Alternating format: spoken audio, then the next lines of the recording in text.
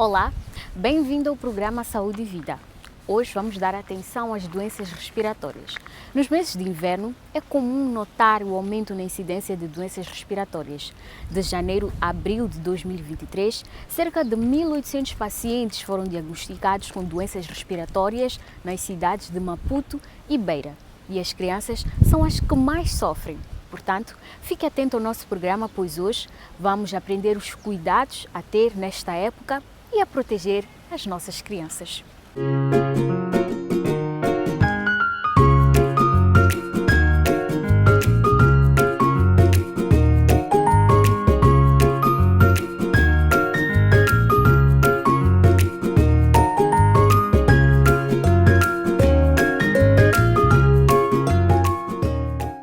Meu nome é Eunice Mabutana Gomes da Silva, sou casada, sou mãe de 3 meninas.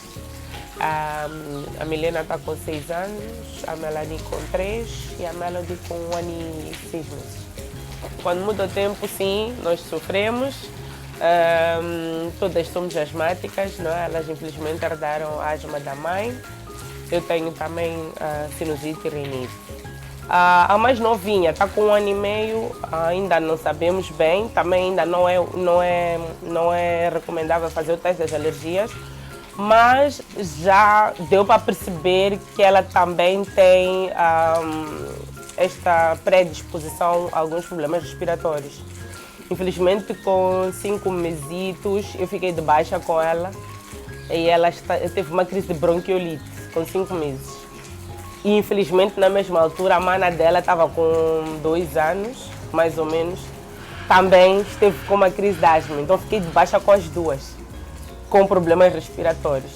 Então aquilo era engraçado lá na pediatria, porque quando chegasse a altura do aerossol, ela aerossol aqui, aerossol ali, era deste lado, daquele lado, depois chegava a enfermeira, medicava uma, medicava a outra. E pronto. De modo geral, elas têm maior incidência das crises nas mudanças de temperatura. E falo nos períodos grandes. Não é uma mudança tipo hoje está calor e amanhã choveu ou coisas assim, não. É mais na mudança, por exemplo, em agosto, que é a passagem do inverno. Estamos a terminar o inverno para começar, e é uma altura de muita ventania, um pouco de época chuvosa. Estamos a começar a entrar no verão. São as alturas que, infalivelmente, as poeiras e não sei o quê, então, muitas vezes tem crise.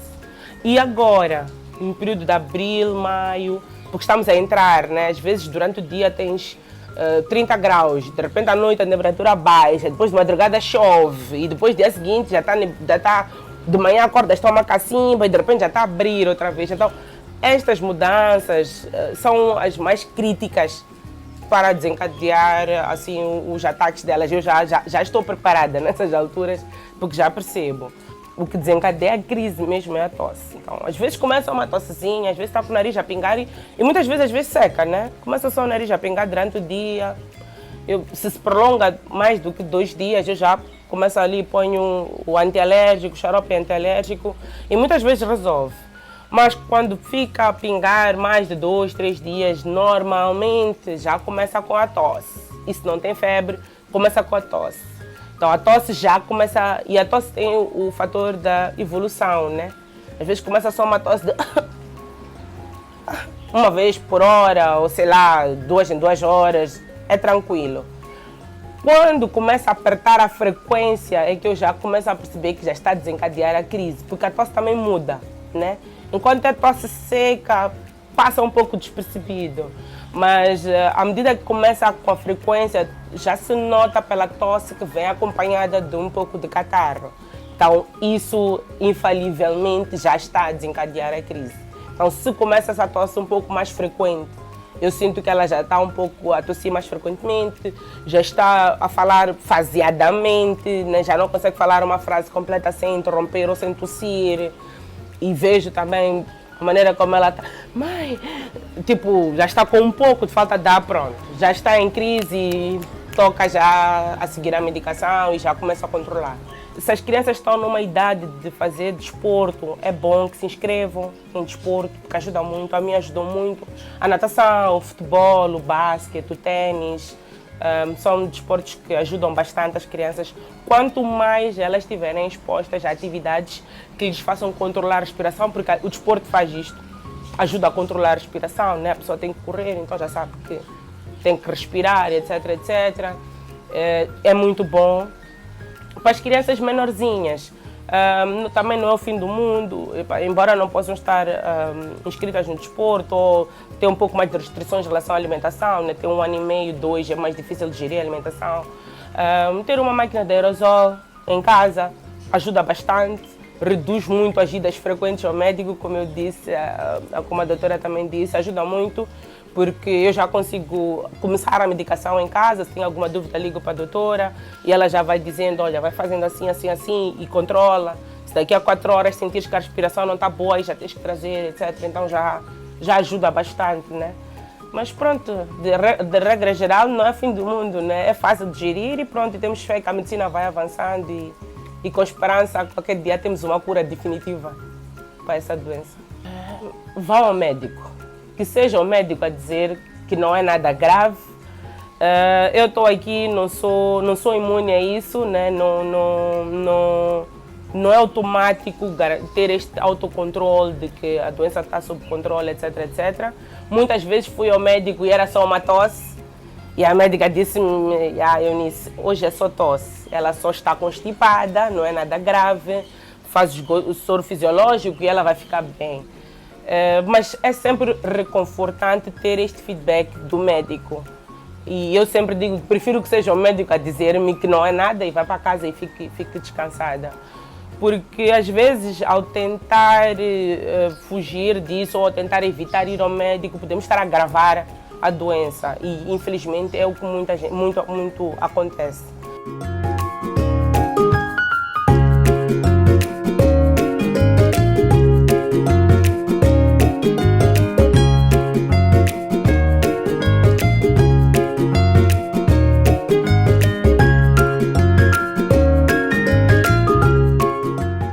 Bom, a asma é uma das doenças crônicas respiratórias que mais afeta as crianças no nosso país e em todo o mundo.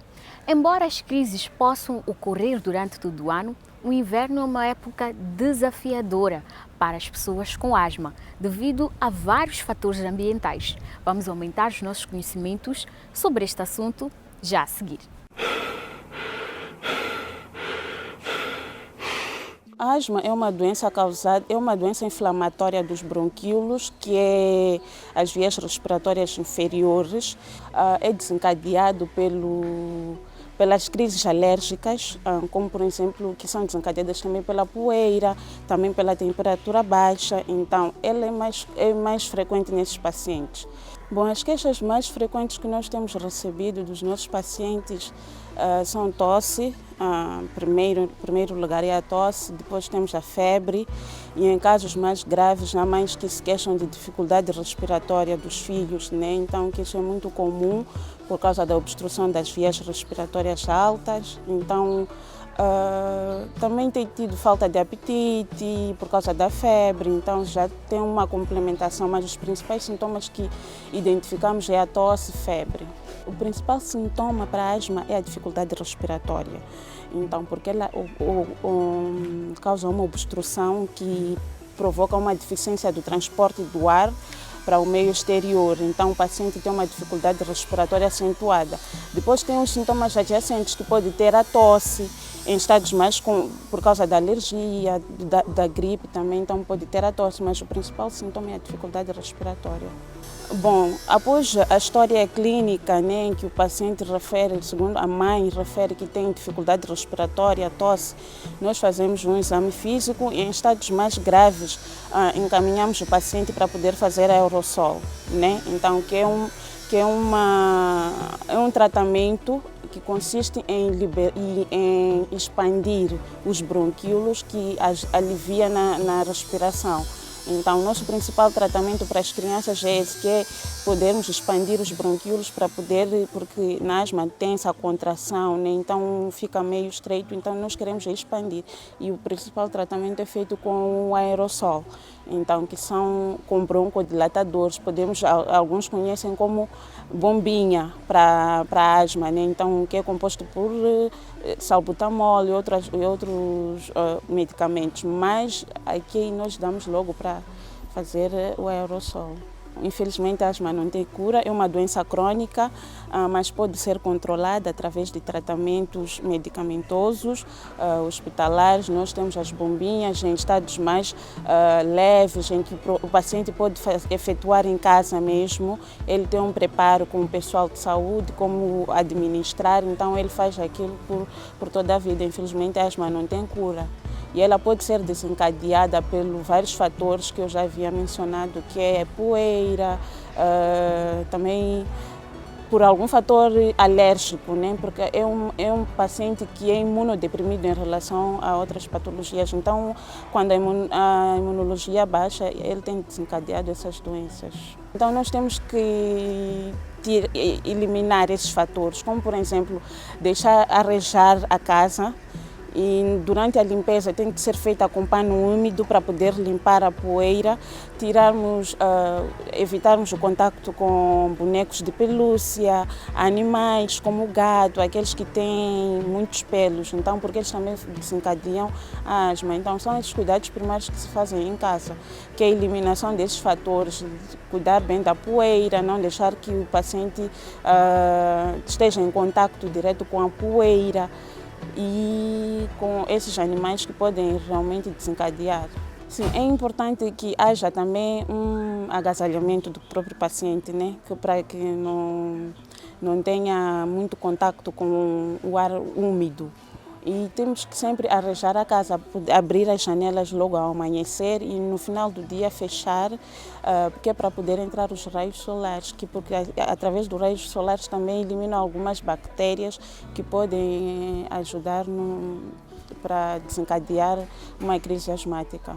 Por causa da própria construção do bronquíolo, né? Ele não tem uma libertação de ar como em outras crianças que não são asmáticas, né? Então ele tem que ter exercícios leves, que é para não poder desencadear, porque o esforço físico também faz com que os bronquíolos trabalhem mais e isso para as crianças é um bocadinho mais complicado. Então elas não devem fazer aqueles longos percursos, então longas caminhadas, corridas, então tem que ter sempre exercícios mais leves, que é para evitar um desencadeamento por causa da construção dos bronquíolos. Bom, apelar à comunidade, né, que sempre que tiver esses casos, encaminhar sempre à unidade sanitária. Percebemos que muitas delas optam por fazer tratamento tradicional e pode vir à unidade sanitária já em estado mais grave. Então, apelar sempre à sociedade para, em casos de pequenos sinais, né, de tosse, febre, se dirigir à unidade sanitária mais próxima.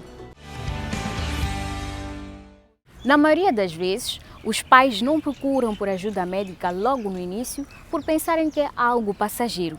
Mas as doenças das vias respiratórias são várias e podem ser confundidas. Isso pode fazer com que a doença se agrave caso a criança não tenha o devido diagnóstico e tratamento. Vamos a um rápido intervalo e voltamos já com mais informações para si. Não saia daí.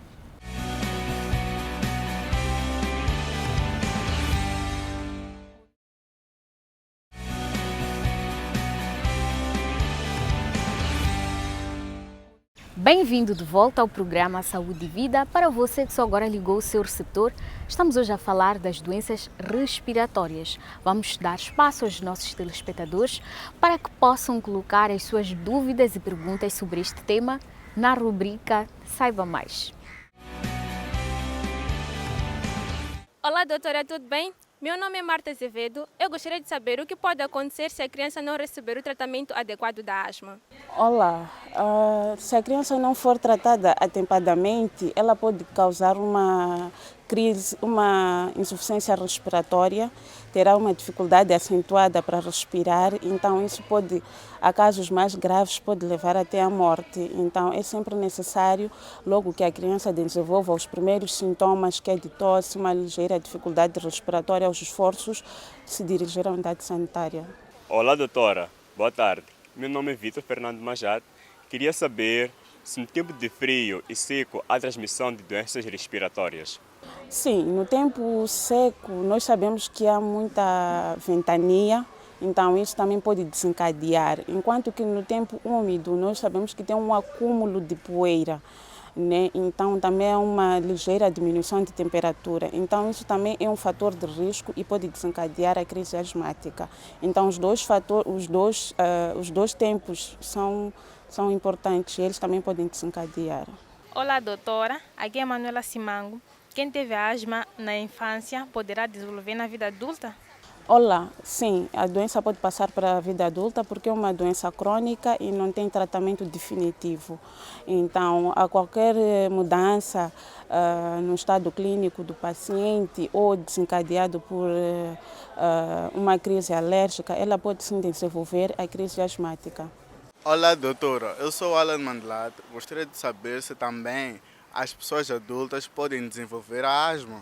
Olá, sim. Pode se desenvolver na fase adulta mediante que é desencadeado a um fator de risco. O paciente já vem com essa predisposição, mas nunca desenvolveu, mas pode sim desenvolver na fase adulta.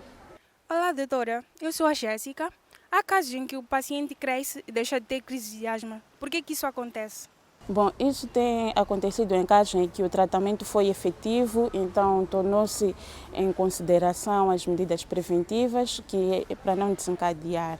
Porém, é necessário que continue e mantenha com as medidas preventivas para não desencadear numa outra fase adulta, na fase adulta, nesse caso. Mas isso é possível, sim, e acontece.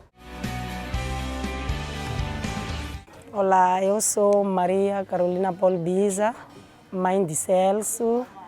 Ele está a fazer 7ª classe. O menino de 13 anos está a fazer 7ª classe.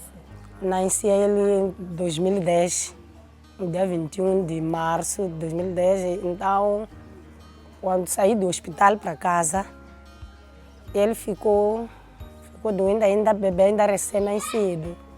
Então, deixamos ficar até completar uns 2 meses por aí.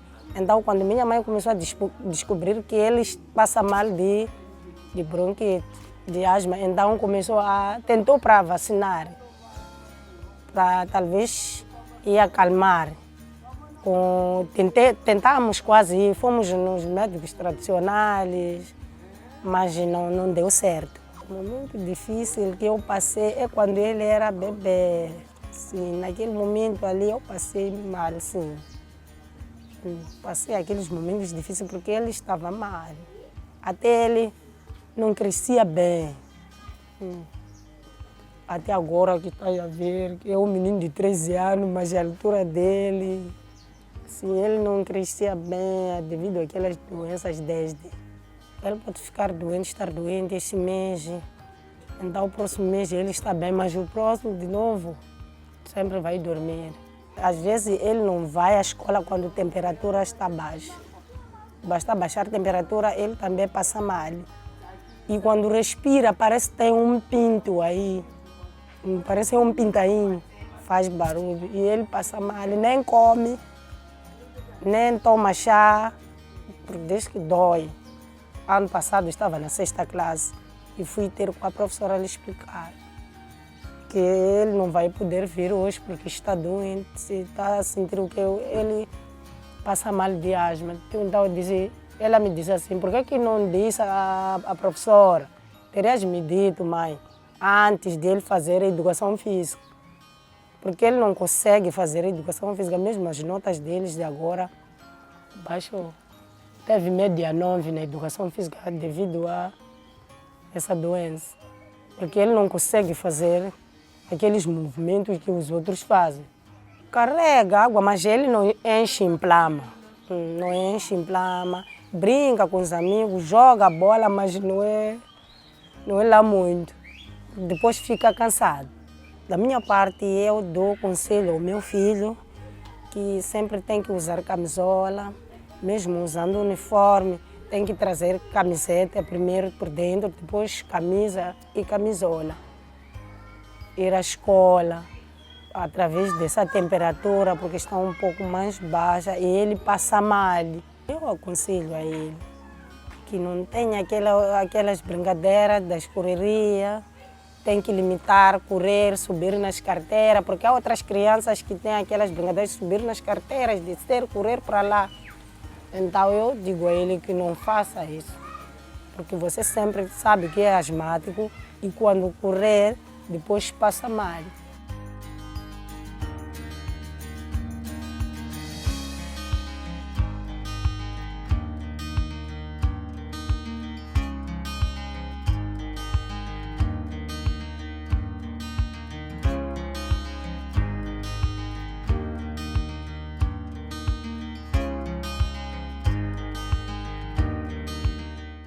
Durante o inverno, várias condições podem desencadear os sintomas da asma e outras doenças respiratórias e até mesmo piorá-las.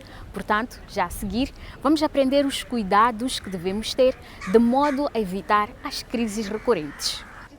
Realmente, nem tudo que chia é asma, é uma frase que é muito comum nos médicos, porque as pessoas têm a ideia errônea que basta ouvir a criança respirar mal, há de ser asma.